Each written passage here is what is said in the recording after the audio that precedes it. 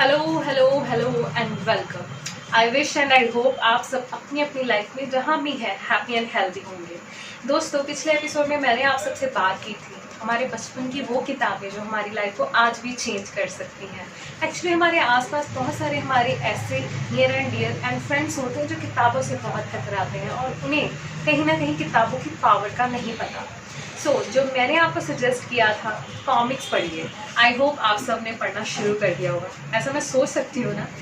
Actually क्या होता है, आज भी अगर हम कॉमिक्स पढ़ते हैं तो हमें वो हमारे बचपन में ले जाती है और हमारा बचपन कितना मज़ेदार होता था। नो टेंशन, नो वरी, और हम खुल के अपने बचपन को जीते थे।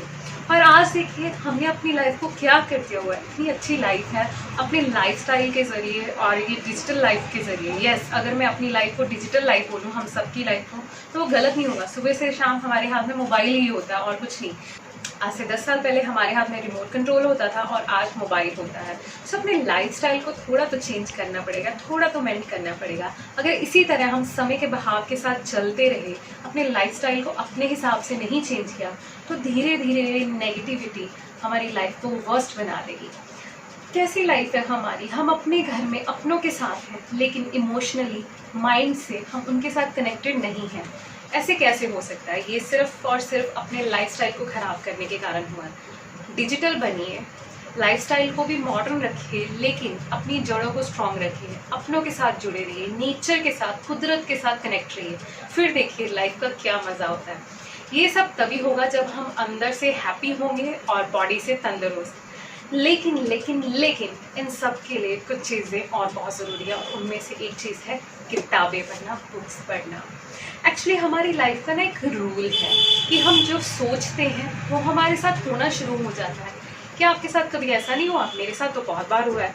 मैं जैसे सुबह किसी को याद करती हूँ तो कुछ देर बाद उसका फ़ोन आ जाता है और मैं उससे ये बात बहुत सारे लोगों के मुंह से मैंने भी सुनी और मैंने खुद भी कही है, यार मैंने तो तुम्हें सुबह ही याद किया था और अब तुम्हारा फ़ोन आ गया।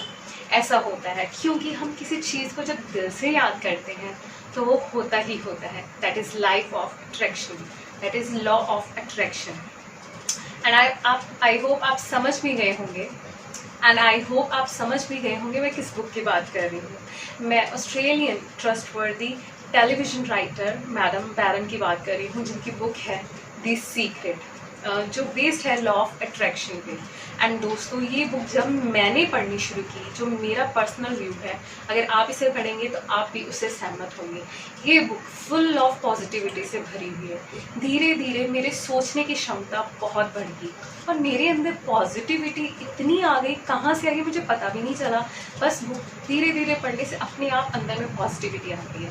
एक्चुअली होता क्या है, हमारी लाइफ में हमारे आसपास सब कुछ है, नेगेटिविटी भी है और पॉजिटिविटी भी है, अच्छा भी है बुरा भी है, लेकिन हमारा फोकस किस पर है? हमारा फोकस जिस पर होगा वही बढ़ेगा। तो अपना फोकस हमने क्लियर करना है और अपना ध्यान हमेशा अच्छी चीज़ों पर लाना है, और वो होगा धीरे धीरे बुक्स रीडिंग के साथ। एंड वन थिंग मोर, इस बुक के बहुत सारे वॉल्यूम हैं और अगर आप एक वॉल्यूम पढ़ेंगे, किसी भी एक वॉल्यूम से स्टार्ट कीजिए।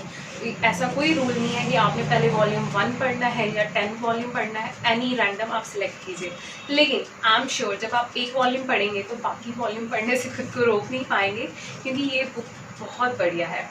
मैडम बैरन ने इतनी खूबसूरती से लॉ ऑफ अट्रैक्शन को बयान किया है कि ये हमारी लाइफ को कैसे चेंज करता है, हमारी इनर हैप्पीनेस को कैसे हम एनहांस कर सकते हैं, अपनी पॉजिटिविटी को कैसे बढ़ा सकते हैं, अपने फोकस को कैसे क्लियर कर सकते हैं, ये सब इन किताबों में है।